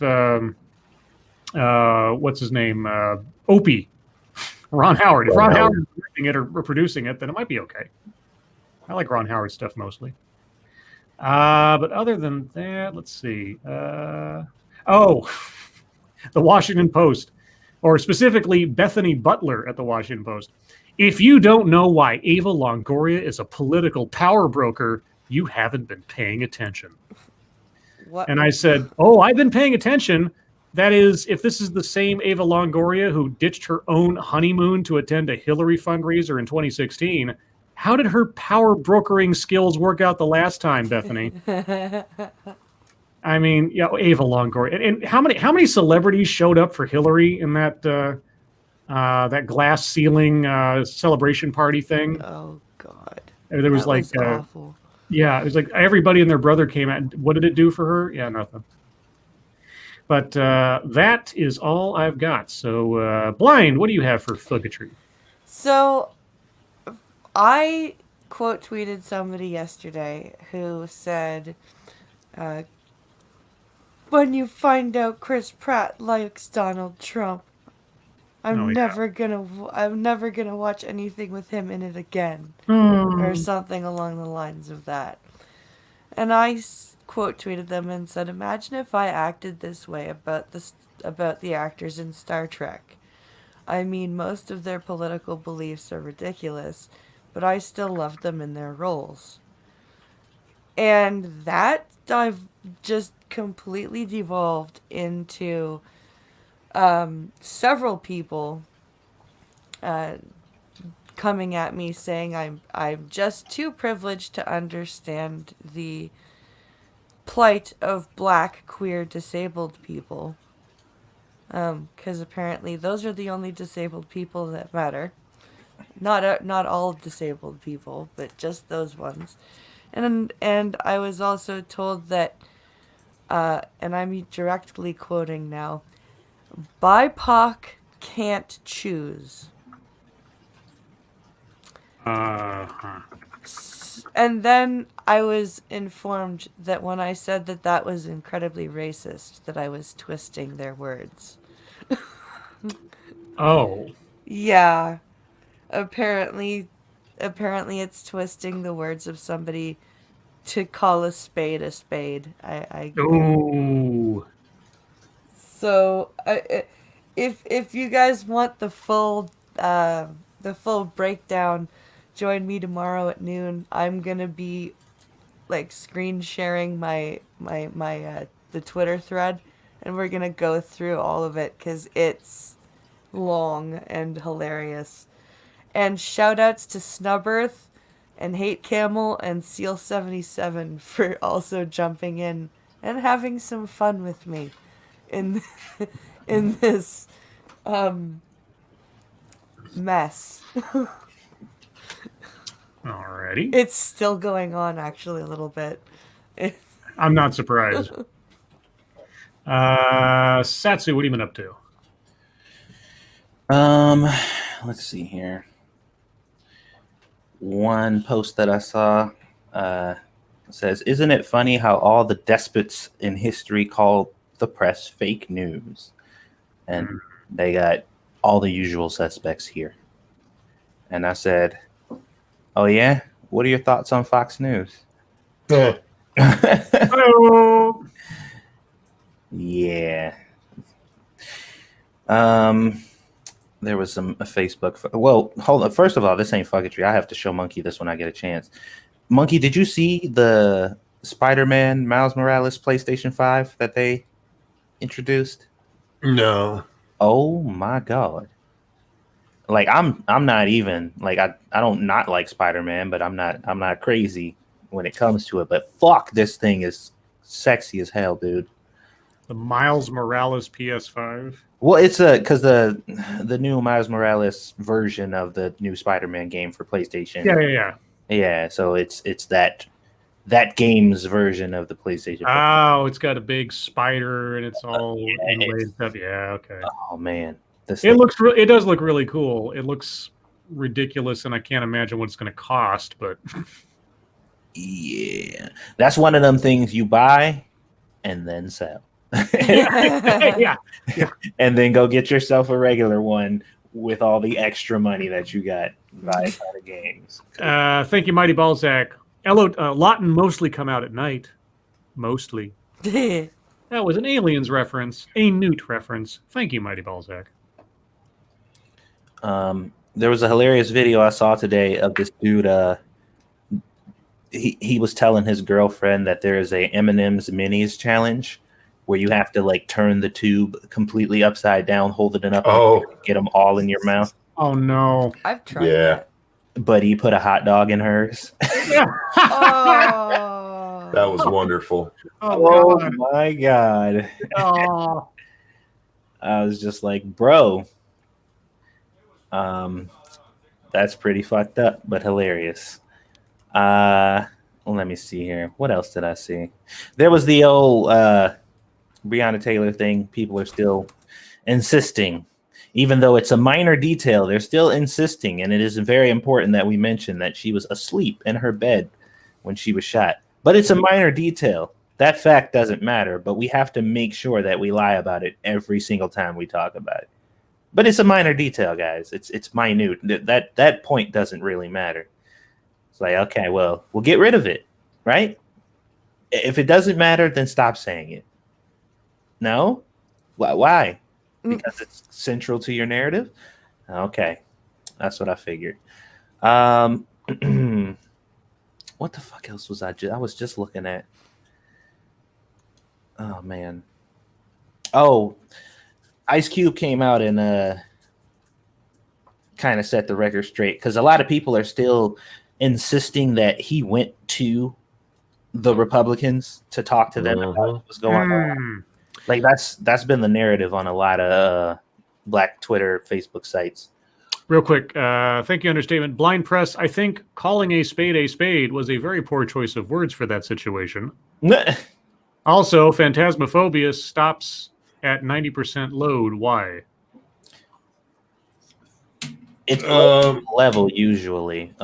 If you're talking about when you first start and it's loading up, sometimes it'll stop at that point to load it for the first time. Typically, once you play a level, that stops happening. But it's had some issues. So just be patient. If it takes any longer than like 2 or 3 minutes, then maybe reset. But otherwise, I just wait it out. Yeah. So we have a breaking news story. So apparently, okay. Bevan Cooney moved from prison cell after providing email account exposing Hunter Biden. What? Bevan Cooney, the former business associate of former Vice President Joe Biden's son, Hunter Biden, who flipped on the Biden family, has been moved from his cell, sources familiar with the matter confirmed to Breitbart News. On Tuesday, several days after emails Cooney provided to Breitbart News senior contributor Peter Schweizer and journalist Matthew Tiermond became public, federal agents moved him from his cell to protect him. I bet they did. Whoa. Okay, if that is true. Anyway, sorry, that just popped up. I was like, what? My first thought, of course, was the Jeffrey Epstein situation, so I don't know what that... Not quite sure what all that means, but that just happened, or at least that was just reported, so there you go. Sorry, Satsu, go ahead. No, that's it. That's all the fucketry that I'm going to talk about tonight because we have a guest. Oh, okay. Thank you, Johnny Hellcat. Someone sounds sad. Yeah, that's... my first thought was like, because he's under threat of what? If that, again, that's Breitbart. They say it's an exclusive, so it's not corroborated yet, and sources familiar with the matter doesn't mean anything. So anyway, Monkey, what have you been up to? Well, the only one I really have to talk about... did you guys see hashtag MeTubin was trending today? I saw that. Yeah, that's hilarious. I also heard about Lubin the Tubin. Jeffrey Tubin, of course, got caught, and there were several people who were freaking out about this. And this one, I'm guessing this is a chick, went on this really long ass thread. Said, "Let's talk about what Tubin did." A triggering and terrible thread. And basically, they come to the conclusion that Jeffrey got caught masturbating on purpose. What? Masturbate by accident? Oh, wait for it. The reason is because that's how all freaks start out, you see. These sexual predators, that's how they start out, is they will just kind of accidentally show you their dick. And to give you some context of what she's talking about, she tells us this story about how her boss used to accidentally let her catch him watching porn. Wow. That's it. Yeah. Just wow. Like, lady, I don't know who hurt you and what else happened there, but this guy, he's dumb and he's old, and he thought that hitting mute turned off his camera. From everything we've seen, that's what it sounds like. Right, Mr. Boomer. Yeah, he thought his camera was off. He wasn't trying to lose his fucking job beating off in a Zoom meeting. Not everything's about you, sweetheart. There's a whole lot of people in the audience who need to hear that. Not everything's about you, sweetheart. Not necessarily you guys, but I've noticed this with a lot of these, because she even goes, "Whatever happened to me too?" Oh, like, God. Oh fuck. Yeah, let's bring that back. That we really need that back in full force. Well, how many times in those did you hear like, well, because Louis C.K. was beating off and people let him do it? That's just like this time that my uncle stuck his finger in my butt. Like, what? What? Yeah, not. Stop trying so hard to be connected to things. Jeffrey Tubin is just a dude who, for some reason, decided to masturbate and didn't turn off his fucking camera because he's an old boomer who usually has other people do his camera work for him. I was watching a thing from the Hill today, or Rising, and Sagar, the guy on Rising, he apparently knows quite a bit about Jeffrey Tubin, And he listed off some not very moral things that Tubin has done in his personal life in the past that apparently are part of public record. And I'm since I don't know whether or not they're true, I won't say them here on the off chance that means anything. But he was feeling a lot of Schadenfreude over being caught having done the stuff that he was doing. I saw a couple of stories that listed off like this is just like him because he once said sexual things to a woman. Like, those aren't the same. No, they're not. They're not. But yeah, anyway, if you want to find out, guys, you can go check out. I retweeted it on my timeline. There was a story that they did. They did a summary of the whole event. And yeah, it was spicy stuff. Oh, crap. Okay. What? That was the one thing I wanted to mention before we ended. Miley Cyrus apparently did a cover of Zombie. And the Cranberry Zombie? Yeah. And yeah, I don't know how to feel about it. Is it? I'm sure it's not good. There are parts of it where I'm like, okay, and then there are other parts where I'm like, Did you know she's, according to blabbermouth.net, she's doing an album of Metallica covers? Oh yeah, is that where she's gotten now? Now she's a cover artist. Okay, dude, she's been like she's been a rapper, a fucking R&B. She's a country. Yeah. She like, I'm doing it all. I'll keep trying until I figure out what the fuck I am. Anything else, Monkey? No, sir. That was it. All right. Well, I'm going to make an executive decision here and do a Mad Lib. All right. We haven't done a Mad Lib in a while. It might take us into question time a little bit, but hey, you know what? As I said, executive decision. Wait, I type in Mad Lib. There's an American DJ named Mad Lib. Okay, well, I guess that happens from time to time. Let's see, which one do I want to do? We had to have done that one in the past. It's your boy DJ Mad Lib. Yeah. Okay, we'll give this one a shot. This shouldn't take too long. So, chat, this is what I need from you. I need, well, this will cover two different spaces on the list. So I just need from you a plural occupation. Since we have a guest, I'm only going to ask for 2 spaces for you guys this time. So I need a plural occupation. Put your suggestions into the chat, and I will get to them. And 2 choices I pick out of there will fill up 2 spots. But with that, we'll start off with Blind Press. I need an adjective. Large. Large. Monkey, I need an adjective. Cunty. Satsu, I need an adjective. Let's see, large and cunty. Funky. All right. Blind, I need an adjective. Let's see. Bubbly. Oh, God. Okay. Monkey, I need an adjective. Holy. And Satsu, I need an adjective.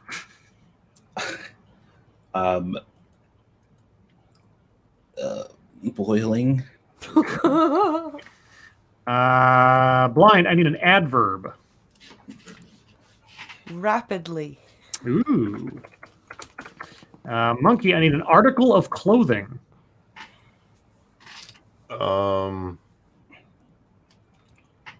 Dirty underwear. Oh, God. Satsu, I need a plural animal. Rabid gophers. And Blind, I need a plural noun.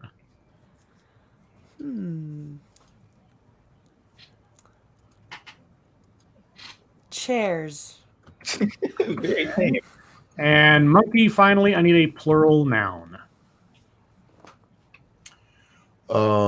Let's see. Anal beads. All right, on to the chat. Plural occupation. Let's see. Yellow Fruit Zero, OnlyFans thoughts. I like that one. And secondly and lastly, let's see. Swirl Blue says plumbers. All right, we'll get something goofy in there. We'll get something normal sounding. All right, so if I remember right, this particular Mad Lib site mixes up the words. They don't necessarily appear in the order that you get them. So hopefully that'll make it more interesting. All right, this one is titled Masterpiece Theater. No story ever told seems to rapidly capture the hearts and chairs of large readers, as does the legend of King Arthur and the OnlyFans thoughts of the cunty table. Wow. If we choose to believe the Arthur legend and go along with the story that this funky king removed from a bubbly stone the holy sword called Excalibur, then we are giving ourselves permission to enjoy this evening's performance. So without further ado, let us visit the kingdom of Camelot, where boiling knights perform heroic anal beads, rescue plumbers in a dirty underwear of armor, and ride off on majestic rabid gophers in search of adventure. Majestic rabid gophers.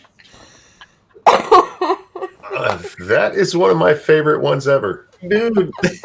That was pretty good. And especially like the bubbly stone, the holy sword. Like, well, that works. That was amazing. That works out pretty good. All right, I'm gonna make sure I post that right now so I don't forget it, because God knows I've done that several times in the past. So thank you, my co-host, and thank you, chat, for contributing to that. That was King Arthur and the OnlyFans thoughts of the cunty table. Yes. That needs to be a comic. Get on it, Grisilla. Grisilla, yeah. The OnlyFan thoughts of the cunty table. Let's see. Let me make sure I get this posted. And Mad Lib. All right, there we go. Made sure that was up early. All right. With that, guys, we're going to move on to question time. Your time. If you have questions, comments, concerns, complaints, conspiracy theories. If you have any questions for Blind on good tips for fighting in Mortal Kombat, ask them now.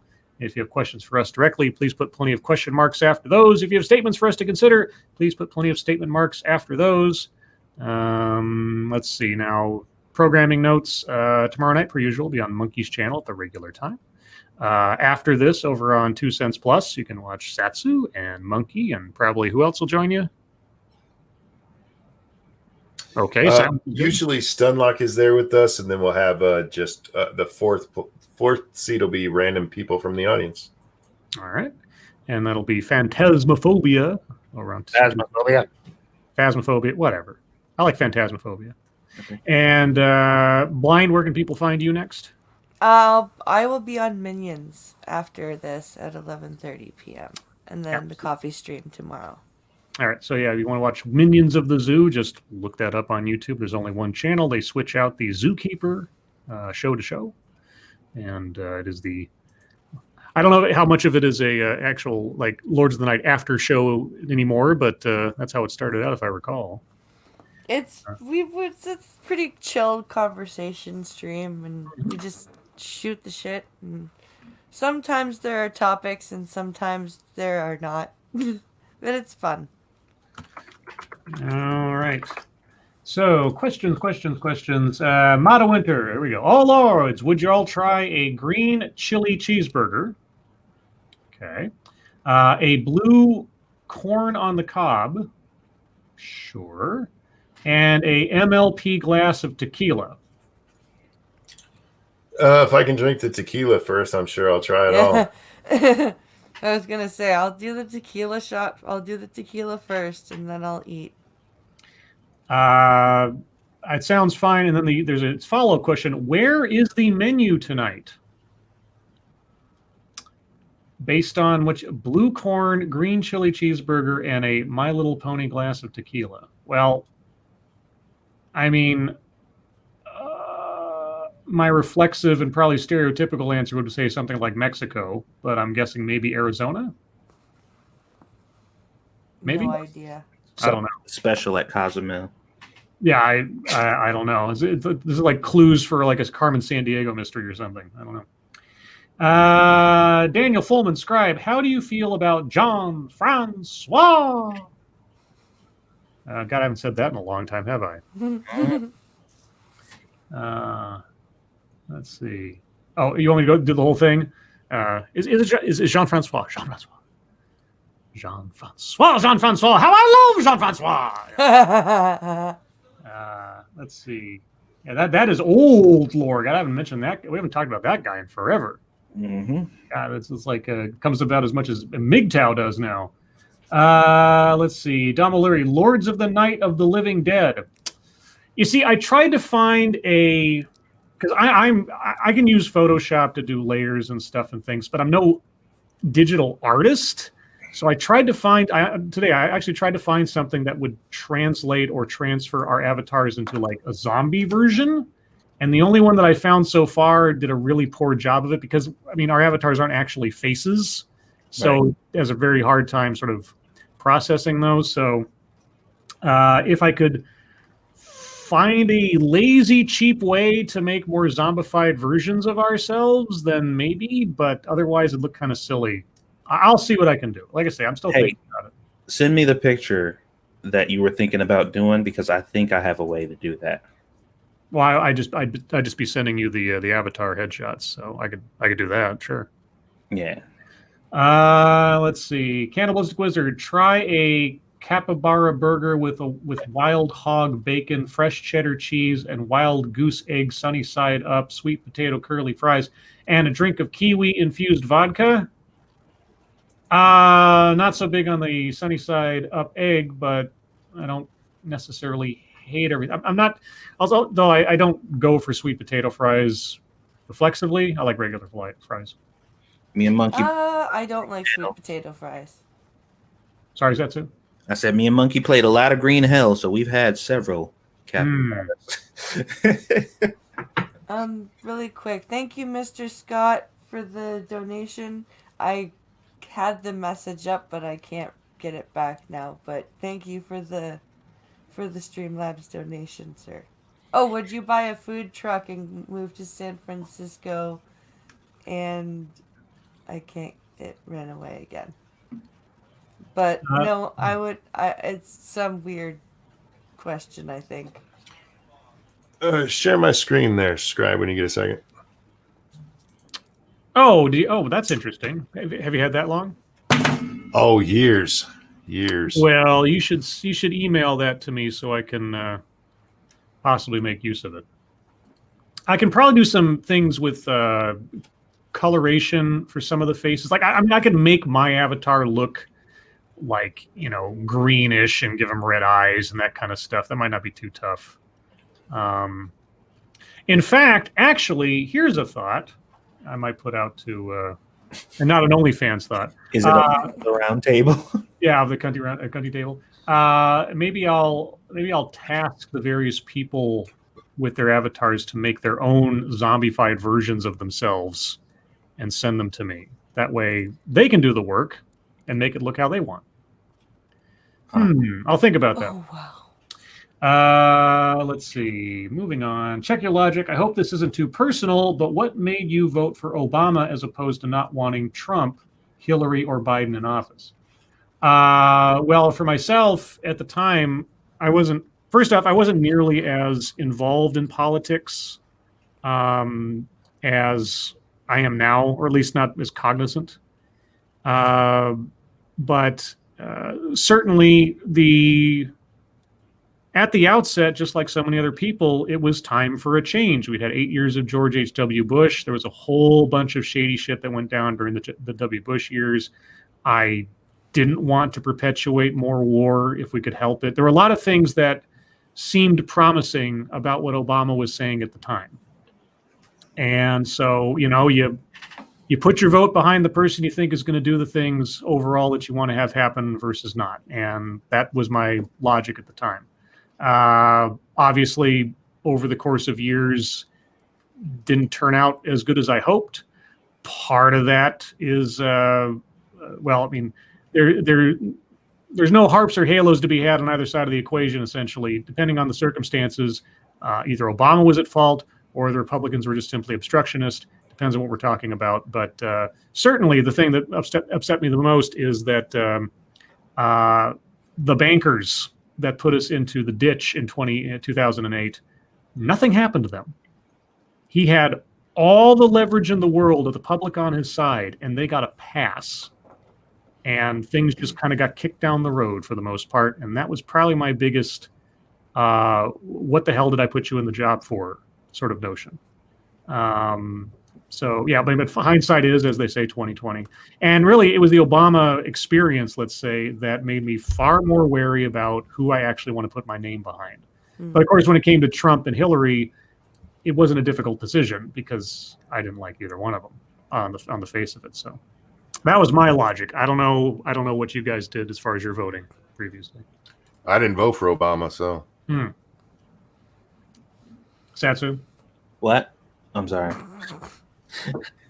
Satsu, did you vote for Obama? And if you did, what was your thinking on that subject? Yes, I voted for Obama, and I did it because he's a Negro. Okay. Blind, how many times did you vote for Obama? Well, considering that I am Canadian, that would be foreign interference, so I have not. I'm glad you answered that correctly. Otherwise, we'd have to send the Mounties after you. Let's see. Dudley Do-Right would be at your door right now.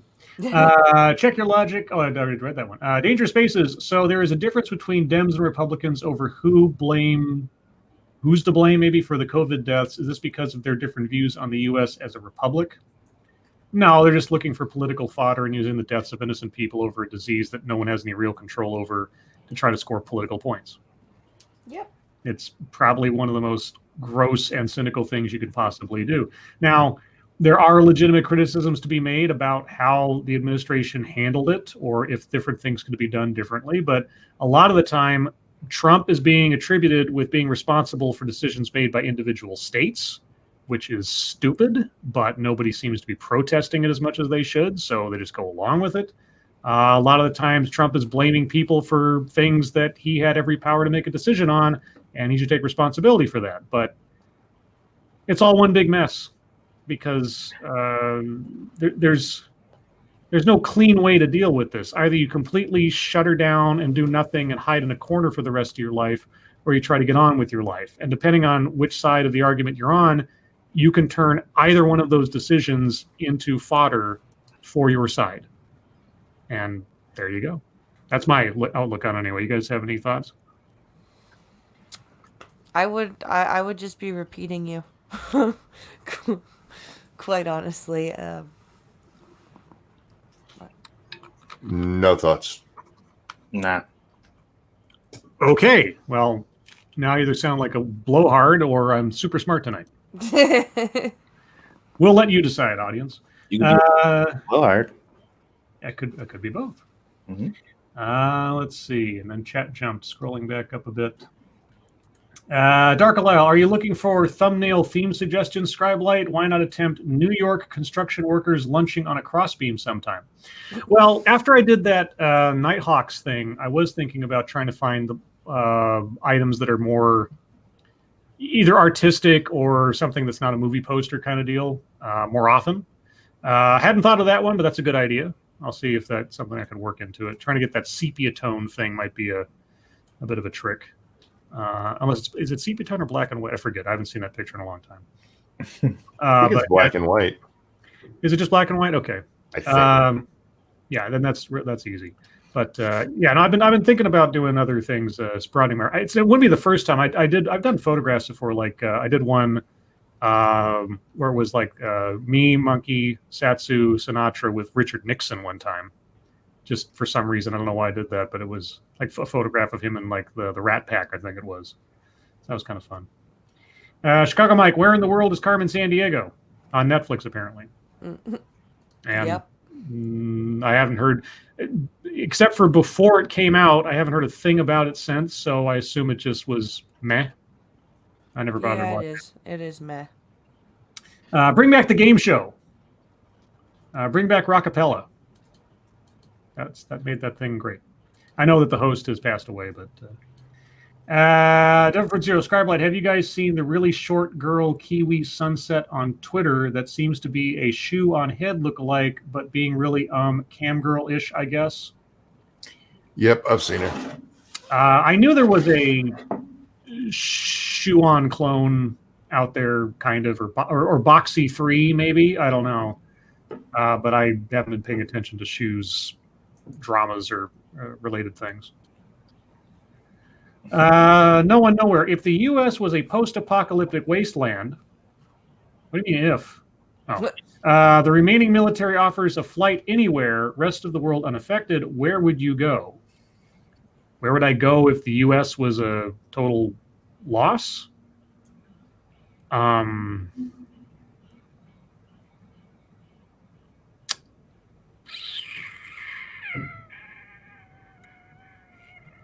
should say Canada with the guest here, shouldn't I? Never say Canada. Okay. Well, I mean, hey. It's cold. You know, it'd probably be the UK or the British Isles or whatever, because at least I have friends over there. Colder than Michigan. Well, I could do with if I'm gonna have to change. I mean, if the U.S. was in a post-apocalyptic wasteland, I probably want the cold at that point. Well, they didn't say what kind of apocalypse. I mean, it doesn't have to be nuke. Well, I think of wasteland, it's either nuclear or like Mad Max. So either one. I'm going to the Caribbean. Oh yeah, you're a lizard. Satsu? You know where I'm going. Stop playing. I have no idea where you're going. He's going to Japan. Hello. Oh, right. And who my real friends are. Gee. Oh, yeah. Squishy will kill you. She go yeah. Yeah. She gonna have me on a fucking little kid leashes. Exactly, yeah. One of those backpack leashes. Yeah. Well, yeah, and she'll have like horse blinders on you. Mm-hmm. It's like no swivel heading. Well, it was a U.S. question, but Blind, if you had to go somewhere else because Canada was an absolute loss, where would you go?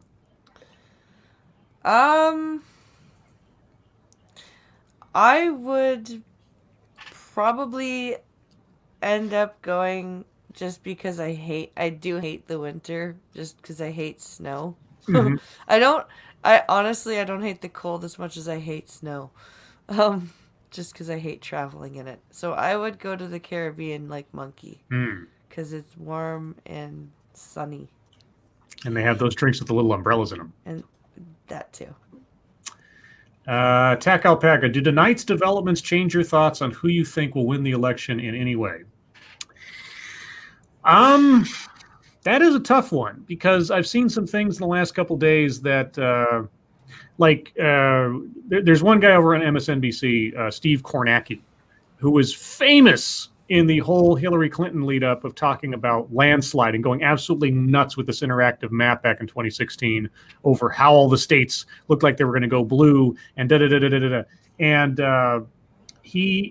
somebody posted a clip today of something he looked at in Pennsylvania and said, people are talking about Pennsylvania is probably going to go blue, but have you looked at voter registration numbers in Pennsylvania recently, and how compared to the 90,000 on the Democratic side, there's like 187,000 on the Republican side? Oh, wow.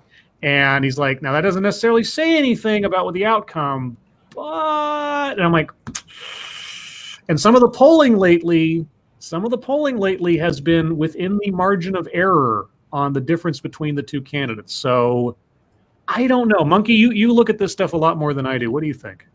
Because they specifically asked about, the developments today. Yeah. I'm guessing they're talking about Biden, Hunter. Yeah. It hasn't percolated enough yet of just what happened today, but maybe the last week or so, not excluding what was revealed tonight, if it's true, but yeah.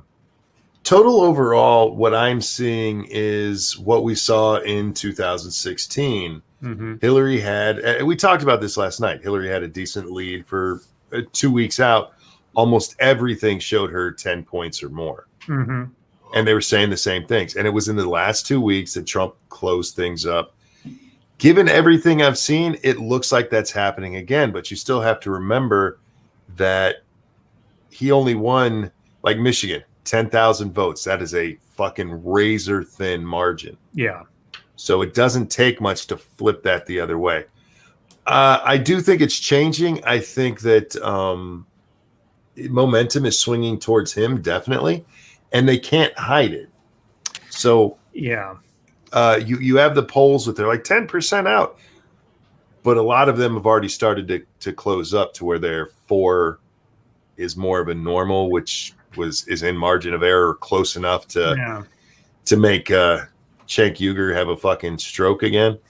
A week ago, and I said this at the town hall thing when I was on with Sinatra, much to the chagrin of some of his audience members. I said, I still think Biden's going to win.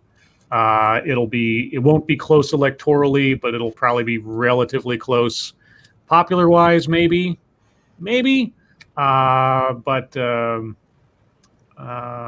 right now, I got to say, I'm completely up in the air.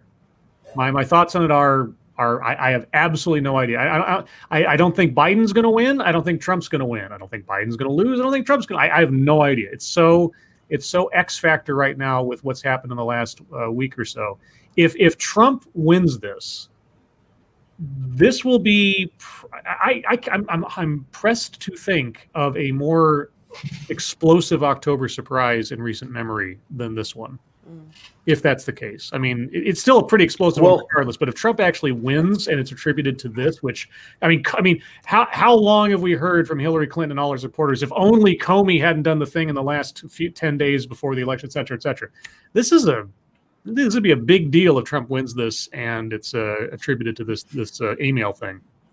I think this is gonna boil down. I mean, even if this turns out to be true, there might even be kind of a sympathy vote towards Joe. I mean, it's not Joe's emails that we're talking about here. It's still his son's. Yeah.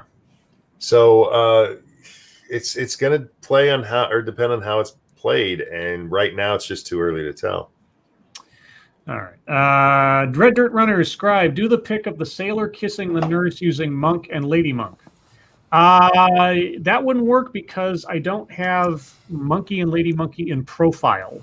I just have Monkey's avatar as a face on. That's one of the difficulties I have in sometimes using particular images or trying to work in people, because sometimes it just doesn't look right and doesn't come across correctly with how people's avatars. Like I always have to look for somebody relatively in profile for like Sinatra's avatar, because having him face on with somebody's body who's face on doesn't make any sense. Or with mine, like I can't do somebody who's at a particular angle. So. If Monkey cooked up versions of profile of himself and or Lady Monkey somehow, then I'd use that. But I don't think that works with that one. Let's see. Dr. No, Blind Press, are you married to Pincalo yet? No, because of... They're living in sin. Because of COVID and just some other ridiculous crap with licensing and like getting the marriage license and stuff. We're still hoping to have it happen, but it's unfortunately we're kind of up in the air right now. So Chicago Mike, Scribe, if you're looking for any more thumbnail ideas, how about Mystery Science Theater 3000? I could imagine how I would do that. Actually, that's not a bad idea. I will think about that one. That actually wouldn't be that too tough to do, given what MST3K looks like. Let's see, and then chat jumped again. Sorry, guys. Dr. No, Scribe, have you seen Disturbing Behavior starring Katie Holmes? Not only have I seen Disturbing Behavior, I own the soundtrack to Disturbing Behavior, because the soundtrack to Disturbing Behavior is great. The movie is mostly garbage, except for the part where, the best part of that movie, and spoiler alert, because it's only like a 30-year-old movie now or something. At the beginning, where the girl is coming onto the guy in the car, and she starts going down on him, and he's like, "Stop! I have to preserve my fluids," and he snaps her neck in half. And like, that sucks, not, but it does. Like I thought that was the most tragic part of that whole movie. Interrupted blowjob is tragic. Yeah, it really is, especially when it's like, dude, like what? That told me something was very wrong, and of course later on we find out why. It's not a great movie. There are better movies with a similar theme to be watched, but Katie Holmes, like doing her little dance in the back bed of the truck and everything with her little belly shirt on. At the time, that was a big deal. Like, wow, horny teenage boy. Yeah, that's what brought that. That's what brought the asses to the seats for that one. Let's see. And actually, now I think about it, I think I also for a time had the movie poster. I think I did because I was in that really edgy teenager phase, and the soundtrack had the Flies on there and a couple other bands that were really good at the time. And yeah, so that's when I was working at the video store, though. So I think maybe a little bit before that. Anyway, I had access to movie posters a lot more readily than I do now. Let's see. Dr. No, Ranting Monkey, what's your favorite DS9 episode? Oh, I couldn't name DS9 episodes if I tried. I was talking to Blind on the coffee stream the other day. Whichever one where Cisco has to sort of like go along with political assassination to get his agenda done. In the Pale Moonlight. In the Pale Moonlight, yeah, that's probably my favorite one. Keldrick, thank you so much. Very nearly last-minute donation. Well, thank you very much, Keldrick. I appreciate it.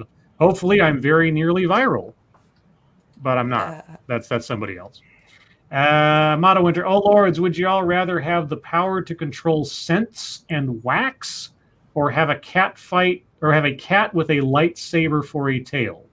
Why the hell would you want that? Yeah, why would you? That would be terrible. As a cat owner, I would not want a cat with a lightsaber tail. Yeah, everybody's dead. Everything is destroyed. So yeah, the curtains are on fire. Yeah, controlling smells and wax for some reason. Sure, I'll take Yes. I'll be the best candle maker this world has ever seen. Dr. No, Scribe, that movie came out in 1998. Oh, so I was a horny 17-year-old. Okay, 17, 18-year-old. Okay, sure, that works too. Imagine that, a horny 17 or edgy 18-year-old. Let's see. Oh, and Keeverdam put up Blind Press's Streamlabs. Thank you, Keeverdam. Thank you, Keeverdam. Advocatus Diabli says, my favorite DS9 episodes are the ones on Babylon 5. Yeah, those shows, similar-ish, but so different that it's, yeah. I mean, maybe in the early stages, DS9 was Babylon 5-esque, but they diverged pretty quickly. Yeah. Keeverdam, weren't you 19 in 1998? Yeah, I guess I was, or thereabouts. So, oh well. James Andrew Morrison, 1998, I was 30. Let's see.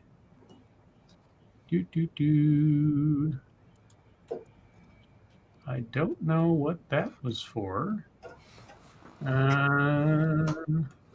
Is that it, guys? Did I probably missed something. Oh, no, I did that one. Did that one. Well, I guess I'm out of questions. We got 3 minutes left, so I'll.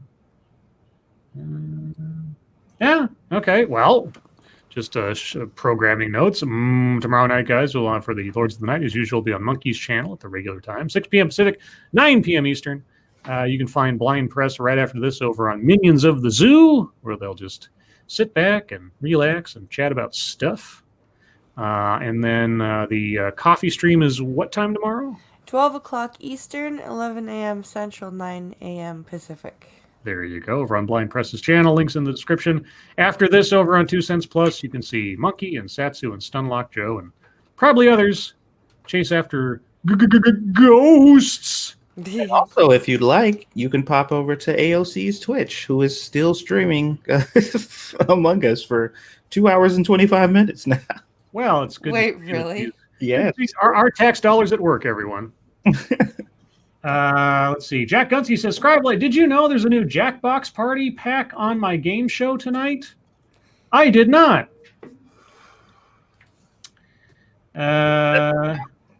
Recently? Sorry, what? Yeah, I saw. Didn't 7 come out recently or something like that? It was like a new Jackbox thing. And we'll close out with Dr. No asking Satsu, how is Squeetus? She is good, and she's talking more and more. She had her shoes earlier, and her mom's like, put those, because my mom bought her some brand new shoes. She's like, put those shoes back. And she was like, shoes? Aww. Oh my God. I'm like, that's so cute. And I put those damn shoes back. Shoes. All right. Well, with the cuteness of shoes, guys, we're going to wrap this one up. By the time I get to the end of this, we'll be at the top of the hour, and thus the end of the show. Everyone, thank you so much for joining us tonight. You guys really are the best audience in all of the world. Thank you, moderators, for keeping an eye on things. Even though our audience is so well behaved, you have very little to do, which is the way I like it. And everyone who donated, thank you so much for all of your generosity. I really do appreciate it. It'll all go towards horrible things I'll put into my body to help ease the pain of watching Ted Excellences all the time. Which is a self-inflicted wound, I understand, but all the same, I think I'm doing a public service somehow. That's what I tell myself. That's what makes me able to sleep at night. But Blind Press, thank you so much for joining us tonight. Thanks for having me. Yes, and guys, remember Blind Press's link to her channel is in the description along with her Twitter. Go check her out on there and follow her for all types of interesting things, talk shows and Mortal Kombat and Canadian politics and Star Trek. It is a cornucopia of different things. Satsu, Monkey, thank you for joining me as always. Yep. Indeed. Everyone, your lives make us sad, and we will see you tomorrow. Bye, guys. Bye.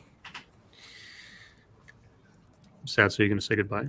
I did. I said it at the same time Monkey did. Sometimes I don't believe you. Well, Taking out my copy of Screw the Roses, Send Me the Thorns, the romance and sexual sorcery of sadomasochism. sadomasochism. Thank you. Very clear. And I said it at the same time he did. Today's secret word is master. How come it's never masochism?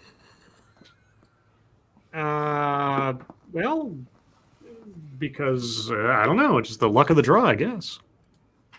So, but today it was master. Goes Gene Sama.